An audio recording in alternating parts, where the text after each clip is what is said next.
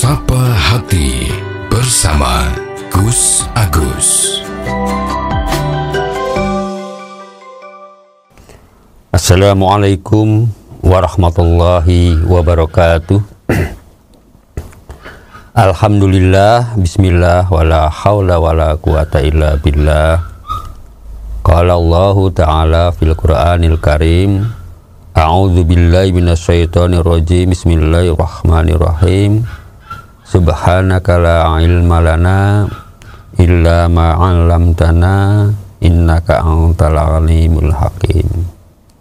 Wa qala aidan qala rabbi shrah li sadri wa yassir li amri wahlul 'uqdatam min lisani yafqahu qawli, amma ba'd.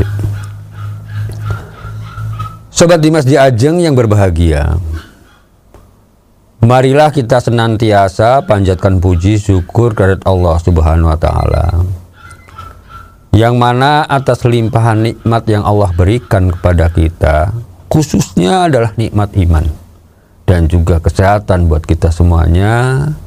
Alhamdulillah, sampai dengan kesempatan ini kita masih bisa berjumpa kembali. Sobat Dimas di Ajeng yang berbahagia, mari kita lanjutkan lagi ya peristiwa-peristiwa yang terjadi pada saat beliau Nabi besar Muhammad SAW dilahirkan.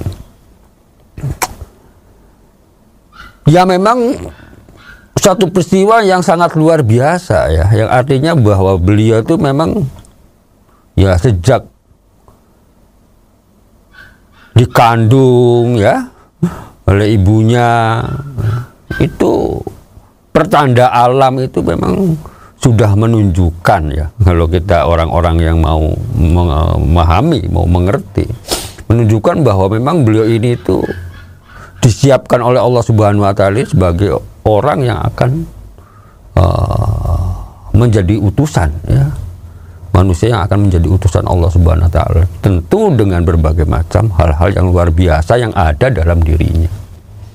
Tidak hanya dalam dirinya gitu kan ya, alam sekitar pun ternyata juga memberikan petunjuk atau tanda-tanda ya yang sangat ya tidak masuk akal kalau kita ngomong masuk akal ya, karena itu memang satu kejadian-kejadian yang memang aneh, yang boleh dikatakan ajaib gitu ya.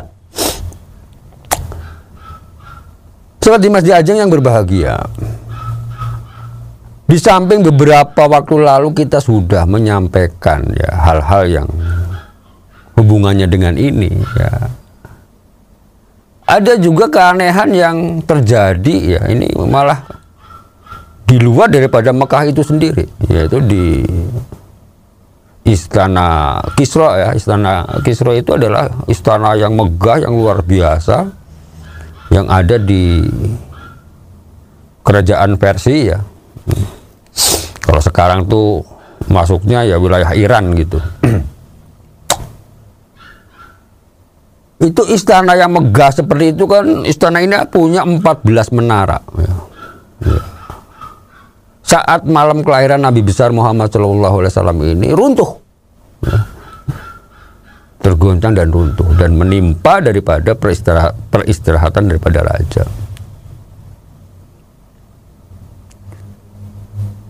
Ini ternyata menurut beberapa ulama ya, atau beberapa ahli sejarah, ini kan sebetulnya pertanda bahwa nantinya setelah Rasulullah SAW ini diutus oleh Allah sebagai Rasul ya, dan kemudian akhirnya kerajaan Persia ini juga akhirnya takluk di dalam ya, Islam ya, dalam kekuasaan Islam.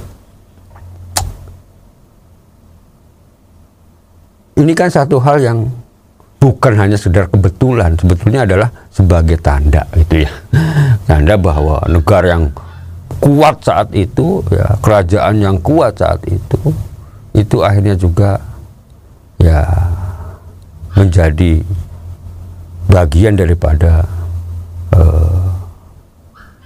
kekuasaan Islam. Tidak hanya itu, ya. Artinya orang-orang yang melakukan penyembahan kepada berhala-berhala di saat malam kelahiran Nabi besar Muhammad SAW ini, berhala-berhala itu bertumbangan. Ya. Seperti misalnya kalau di Mekah sendiri, ya, dalam Ka'bah itu zaman itu kan Ka'bah itu dikelilingi oleh berhala-berhala yang disembah, ya, macam-macam itu berhalanya. Ya. Ada Uzza, Lata dan lain sebagainya, itu nama-namanya macam-macam, ya, sembahan-sembahannya, dan itu diletakkan di Ka'bah gitu kan, di keliling Ka'bah itu. Ya pas malam kelahiran Nabi besar Muhammad SAW ini, ya berhala itu pada berjatuhan, ya, tersungkur gitu ya, pada berjatuhan. Tidak hanya di Mekah, tidak hanya sekitar Ka'bah, di tempat lain juga sama. Ya, termasuk di dalam ini adalah api sesembahan daripada kaum Majusi, ya ini di wilayah Persia juga, ya, yang namanya api abadi. Ya. Nah, kenapa dikatakan api abadi saat itu? Ya, karena sudah lebih dari 1000 tahun itu nggak pernah padam. Ya, namun pada saat malam kelahiran Nabi besar Muhammad SAW itu, ya dilalah padam. Nah, ini kan satu keanehan, gitu ya. Nah, ini ada beberapa hal yang lain yang memang sebagai pertanda bahwa akan munculnya utusan dari Allah Subhanahu wa taala, yaitu Nabi Allah Muhammad sallallahu alaihi wasallam. Dan setelah Rasul dilahirkan, kemarin juga sudah kami sampaikan bahwa ada hal-hal yang memang di luar daripada kebiasaan manusia umumnya, ya, pada saat dilahirkan, ya, dalam keadaan bersih, ya, sudah terhitan, sudah disunat gitu, ya, kemudian rambutnya udah tersisir rapi, ya. Kemudian juga apa itu, ya, begitu lahir dia meletakkan kedua telapak tangannya di tanah dan menengadahkan kepalanya ke langit. Kan ini satu hal yang memang aneh gitu kan, ya, ini memang kehendak Allah itu. Nah, ini kalau kita tidak pernah membaca sejarah, ya ini kan kita sebagai umat Islam, ya kadang-kadang jarang yang tahu, jarang yang memahami. Padahal sebetulnya, ya sebetulnya umumnya umat Islam di Indonesia ini kan, ya tiap bulan Maulid ini kan mesti merayakan, ya ada yang merayakan, ya banyak yang merayakan peringatan Maulid Nabi besar Muhammad SAW, kelahiran Nabi besar Muhammad SAW. Dan biasanya dibacakan di sana tuh, ya macam-macam, ya, seperti halnya riwayat Nabi gitu kan, dari mulai beliau lahir sampai dengan beliau meninggal, apa saja yang ada dalam diri Nabi gitu kan, diceritakan di sana, baik mulai sebelum kelahiran sampai kelahiran gitu kan, ya seperti halnya di dalam kitab-kitab Maulid seperti Al-Barzanji maupun kitab Maulid yang lainnya.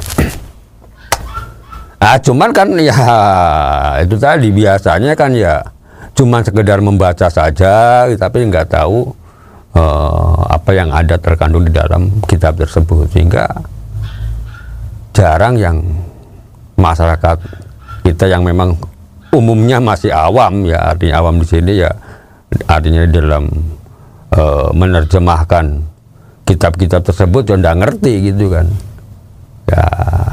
Dan kebetulan dan biasanya gitu kan, orang yang membacakan Maulid Nabi ini kan ya tidak jarang yang membawakannya juga dengan membacakan artinya kan, sehingga secara otomatis orang-orang kita ya rata-rata ya awam, ya artinya tidak ngerti apa yang terjadi sebetulnya kan begitu. Ya, tapi kan kita tahu sekarang ini ya, orang sekarang ini kan ya walaupun teknologinya udah canggih itu kan, semuanya ada. Kalau kita mau ngomong cerita sejarah atau ngomong ilmu dan lain sebagainya itu cukup dengan search di Google lah, itu aja udah bisa ya Mas ya. Tapi kan ya rata-rata orang kan yo untuk membaca hal-hal seperti ini tuh udah males gitu kan, artinya minatnya tuh kurang. Rata-rata ya carinya yang ya hiburan gitu, maka ya tidak heran Ya kalau semakin jarang orang menyampaikan, ya makin lama orang itu akan tidak tahu, ya, tidak mengerti bagaimana ya satu keistimewaan yang ada pada diri Rasulullah SAW. Seperti Mas Jajeng yang berbahagia, setelah beliau dilahirkan gitu kan, kemudian kan yo ibunya Aminah, ya Siti Aminah itu kan ya menyusui beberapa hari. Ya ada tradisi Arab saat itu, ya itu memang kalau punya anak itu jarang disusui oleh ibunya secara penuh, itu jarang.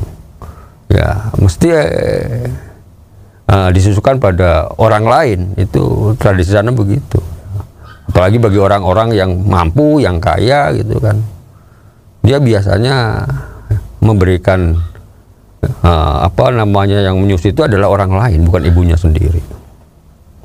Nah demikian juga ya seperti halnya ini Rasulullah SAW ini, begitu telah dilahirkan ya ibunya ya menyusuinya cuma beberapa hari, kemudian dilanjutkan ya oleh Suwaibah Al-Aslamiyah, ya. Ya. Seperti Mas Jajeng yang berbahagia. Dan ini Suwaibah Al-Aslamiyah ini, ya itu kan sebetulnya adalah dulunya, sudah pernah kami ceritakan juga, adalah dulunya sebagai budaknya daripada pamannya Nabi, yaitu Abu Lahab, yang setelah dimerdekakan. Nah kemudian setelah beberapa hari berikutnya baru ya Nabi besar Muhammad SAW ini disusui oleh Halimah As-Sa'diyah, ya. Seperti Mas Jajeng yang berbahagia, demikian dulu, semoga ada manfaatnya. Billahi taufiq wal hidayah. Wassalamualaikum warahmatullahi wabarakatuh. Sapa Hati bersama Gus Agus. Untuk saran dan masukan, silahkan WhatsApp ke Gus Agus 0896 8811 6615. Dipersembahkan oleh Ziman, enzim antioksidan aktif, menjaga kesehatan dan memperpanjang usia Anda.